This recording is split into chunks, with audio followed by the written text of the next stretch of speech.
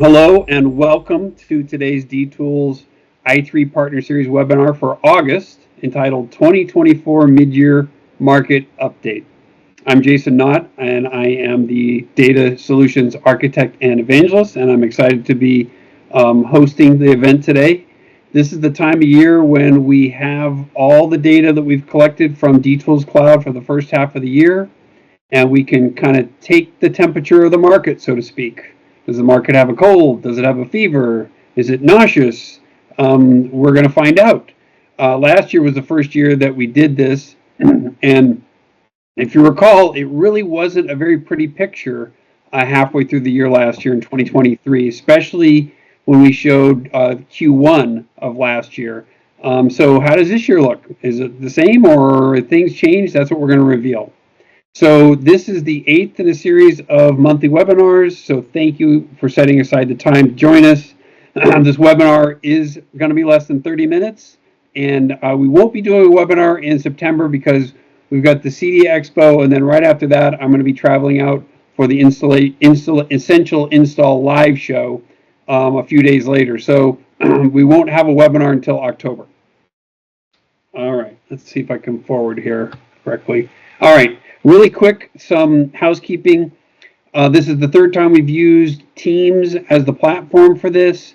Hopefully we're getting accustomed to this interface and you're hearing my voice okay. It's an audio streaming. If not, sometimes just logging off and logging back in will fix the problem.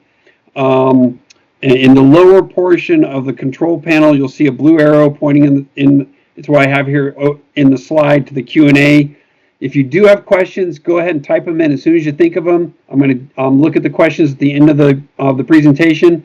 Hopefully, I'll be able to answer your questions. But again, don't wait until the end, but go ahead and type them in as soon as you think of them.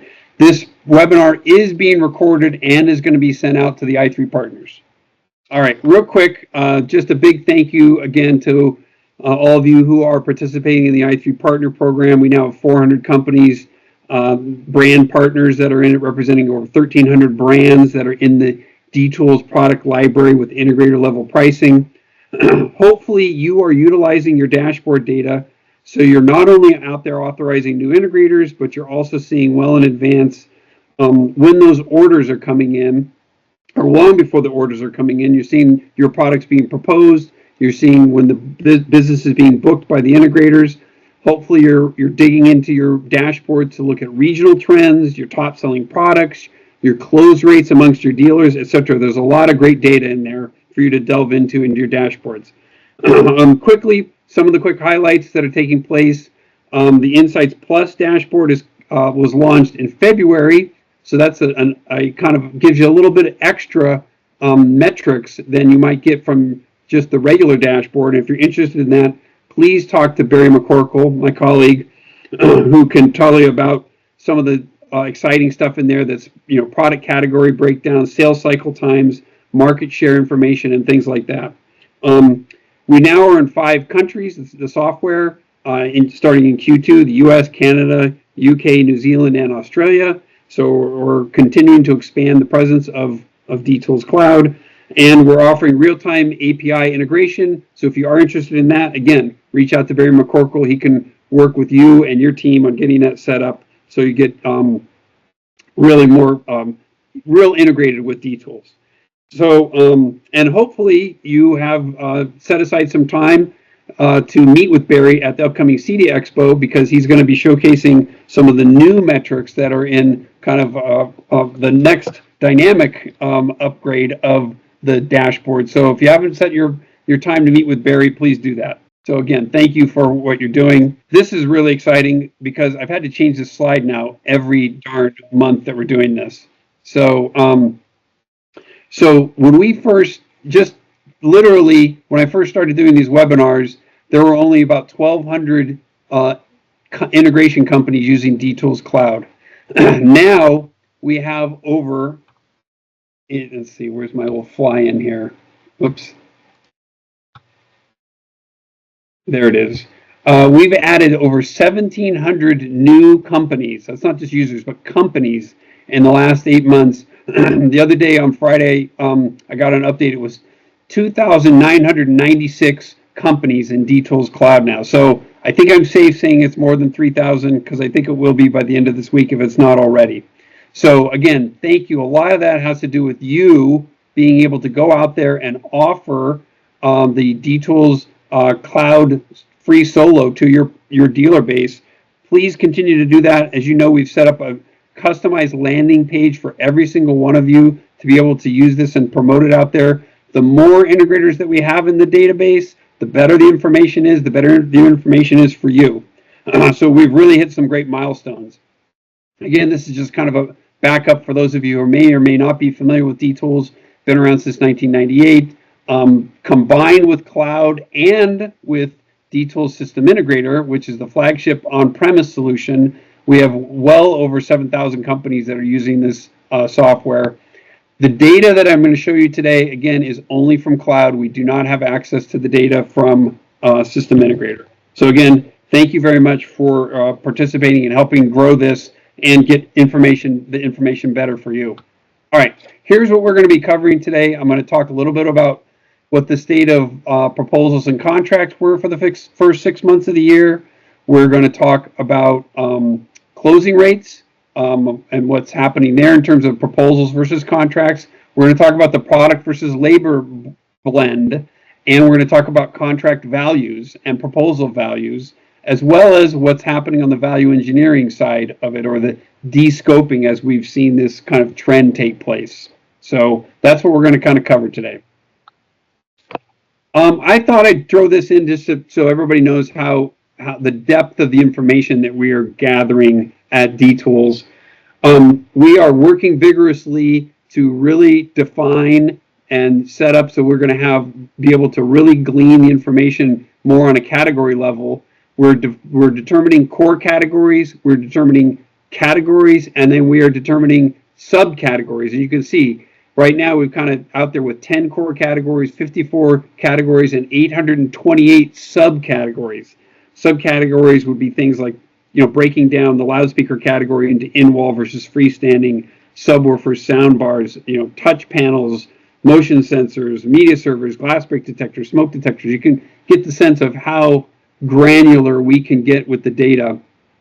Don't send me an email saying, hey, you should change this from a category to a core category. There's really no exact science to this. We are, it'll be dynamic, but this is what we're kind of looking at right now, and something for you to look forward to. And again, Barry McCorkle can kind of fill you in more at CD Expo if you get a chance to meet with him and talk to you about what we're doing on the category front, but it's very exciting.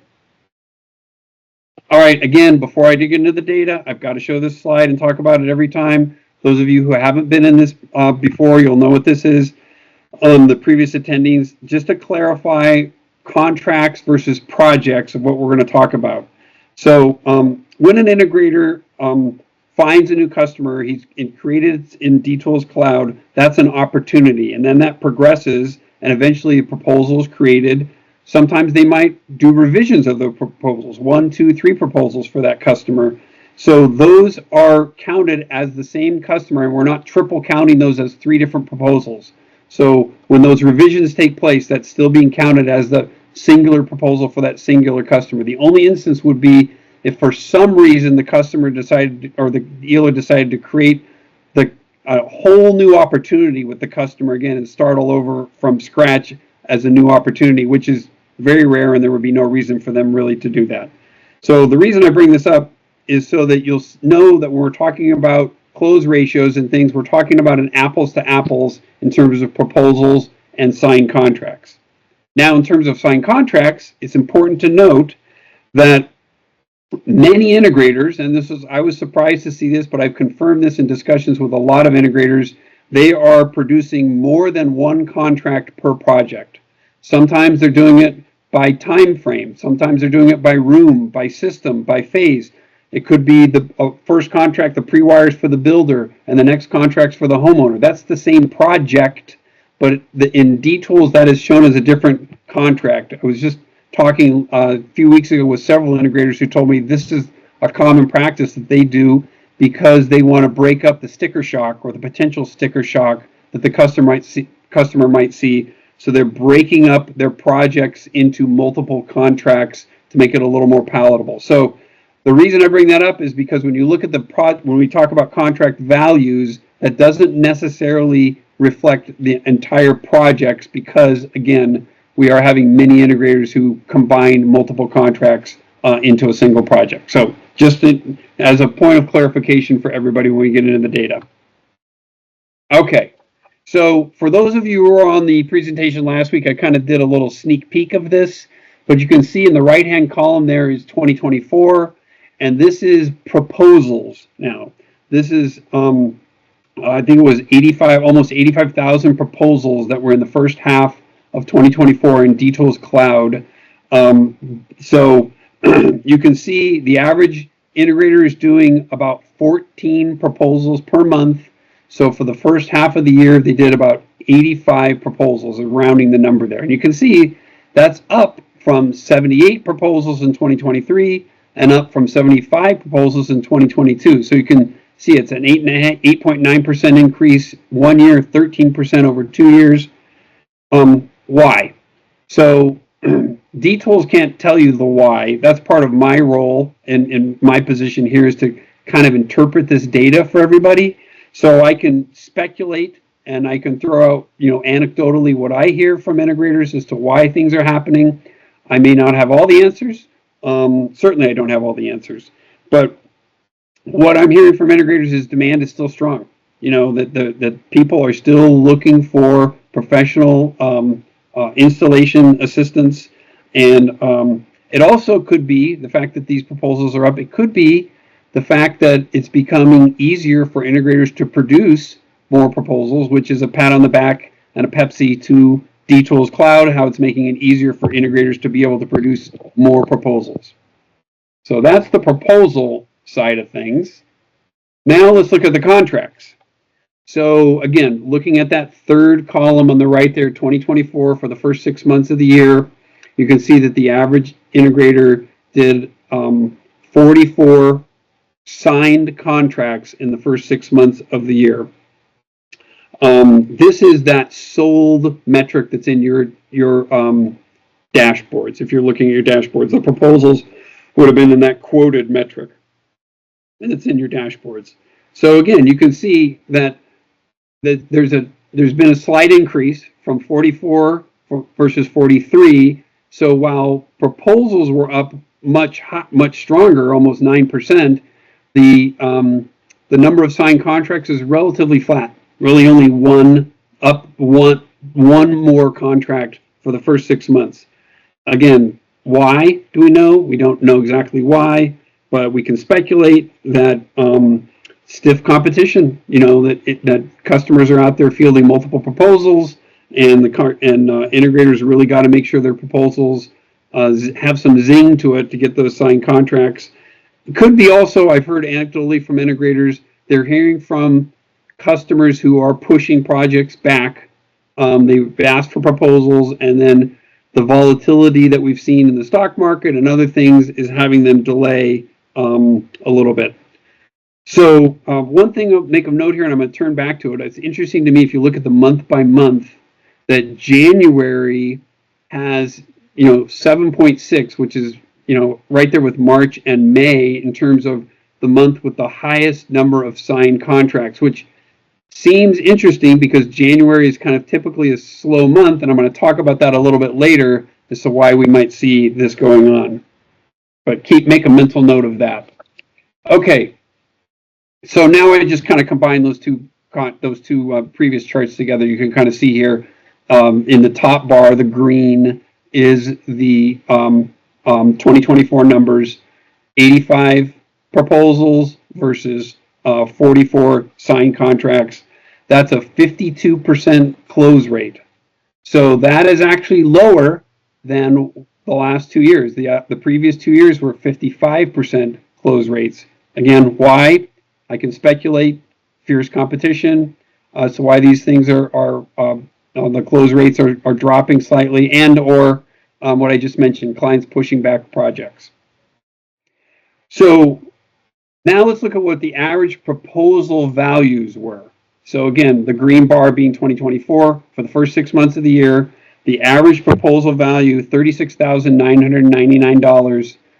That's up almost 12% from the first half of last year and up 33% from 2022 if you do the math. So again, why is this happening? We absolutely know inflation, that there's a higher cost to equipment, there's a higher cost to labor, so that certainly is part of it. It also could be a reflection of integrators moving in to new categories like lighting fixtures, electrical power that we're hearing about. I don't have a definitive answer on that, but again, that's I think two pretty strong reasons why we're seeing that increase. All right, so now what are they signing? This is the contract values. Here are, again, that top bar is the first half of 2024. The average signed contract, $18,224, which is way up, 19.6% from 2023. But as you can see, if everybody kind of puts on their remembering hats, 2023 was pretty weak. The first quarter, especially of last year, was very weak. Interest rates were very high. Inflation was rampant at not over 9%. Everybody was talking about recession. So the first quarter especially dragged down 2023, the average contract values. Just as a note, 2023 ended the year, for the full year, the average contract value was $16,526. So you can see it definitely picked up in terms of the size of signed contracts in the second half of the year. It actually started in the late spring of last year. It was just Q1 that kind of dragged things down. So again, why are we seeing this increase in 2024? Inflation is certainly part of it. We know that for equipment, and then again, new categories, as I mentioned earlier. This is just kind of give you a line graph to show you there really is minimal seasonality in the business in terms of contract values, but you can see January is definitely the lowest month. Now, go back to what I was mentioning before, how that month of January showed there was, 7.6 contracts. It was one of the higher months. Again, this is me speculating that January could be a month where customers are coming in with, they bought that holiday gifts. They've got a big screen TV, a video doorbell, surveillance cameras, smart thermostats, and then they realize, I don't know how to install this, and I need somebody to install it, and they're out there seeking installation contracts from professionals for this equipment that they may have gotten or picked up during the holiday season. Again, speculation on my part, but I think that might jibe as to why we see a higher number of contracts that were in January, but at a lower price point. And January is usually, weak. People, especially on the luxury end, they're determining whether or not they can, what their tax situation is going to be like. You see a dip in April too. Again, that could be related to tax filing season. This is all just interpretation on my part. But going back to the January point, January might be a good message for you as integrators or you as manufacturers to talk to your integrators about pitching do-it-for-me month or some sort of a marketing program like that, because that clearly might be the case. All right. Now, this is, I think, all the way forward to the slides that I forwarded to. This is now just comparing those charts of what was sold or what was proposed on the top bar and what was actually sold. And what that gives us is what the amount of value engineering that's taking place in the average contract. So it's 49.2% of the proposal value is being retained in the contract. So just over half of what's being proposed is not ending up in the signed contract. That's up from 46%. So it's actually an improvement. So why is this happening? Talking with a lot of integrators, there are many of them who purposely go to their customers and say, as they're in the proposal process, do you mind if I show you what's possible in terms of upgrades of equipment or expanded scope of the project, because if the customer says, I've got a stated amount of budget, and then you go in with that budget, and then knowing there's going to be a certain amount of value engineering that takes place, why not go in with something that's over their budget? So they can kind of see what's possible. That seems to be a pretty common tactic from what I'm hearing from integrators. So it's not necessarily a bad thing that they're out there trying to show their customers in the proposal stage something that's even beyond their scope of budget. Again, the value engineering could also be a sign that are just kind of tucking in and being wary and cautious right now. I saw the other day that Home Depot had lowered their forecasts for remodeling down to like negative 3.4% of sales, and they specifically pointed to this trend of consumers post-COVID spending their money on quote-unquote experiences versus goods. So if that trend continues, it's not necessarily good for the remodeling industry. I got a chance to look at the Harvard LIRA database index. That's the leading indicator of remodeling activity. They're predicting a 0.5% drop in remodeling activity all the way through second quarter of 2025. So just as a perspective, during COVID, that LIRA index was at plus 17%. It was between 11% and 17% quarterly growth each quarter from 2021 and 2022 and into 2023. So definitely seeing some slowdowns there on the remodeling side. All right. We also look at the blend of product versus labor. And you can see the left-hand pie chart is what's in proposals. So that 78% of proposals were product and 22% labor. That means you're out there, your integrators are out there trying to sell high-cost equipment. That's awesome. We want them to be able to sell high-cost equipment. It looks skewed, and especially when you compare it to the electrical industry and the HVAC industry, where these companies are getting 50% of their money, their income coming from the labor side. This industry is a little bit different because they're selling we're selling high cost product. Then you can see on the right hand pie there, that's the labor. So that's the percentage of the contracts. That's the percentage of product versus labor blend that's ending up in the contracts. So the fact that we see 78% in proposals product and then 76% in contracts tells me that the value engineering is taking place more so on the product side, and dealers are maintaining their labor. Also, if we looked at the contract pie chart over the last 3 years, 2022, 2023, and 2024, the labor percentages increased each year. So we're definitely seeing a trend there of integrators recognizing the value of their labor. In 2022, it was only 21% labor. 2020 last year was 2023 was 23%, and then this year 24%. So it's gone up 3% in the past 3 years, which is a good trend. All right. What's being installed? So again, we are working vigorously to really get some even greater definitions out there for you on product categories that are being installed from top to bottom. But this is the most commonly installed product category. So in other words, this isn't necessarily volume, because we're not looking at lights, the number of light switches or face plates. Those would be the volume numbers. This is the percentage of the contracts that have this equipment in them. Displays, wire and cable, nothing changed here from last year. Home network, surveillance cameras, architectural loudspeakers, those are the top 1 through 5.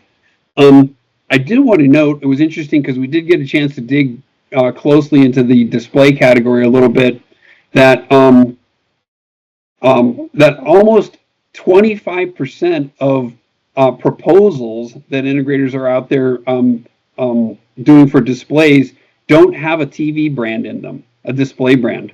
So 10% are getting supplied by the customer, and the other 15%, the integrators are just putting in a placeholder with no specific brand name, knowing that by the time they get to the installation time, they might change and pick what's on sale or pick a new brand. Sometimes these timelines for projects are way in advance. So why specify something that might be 6 months, 8 months down the road? We don't know.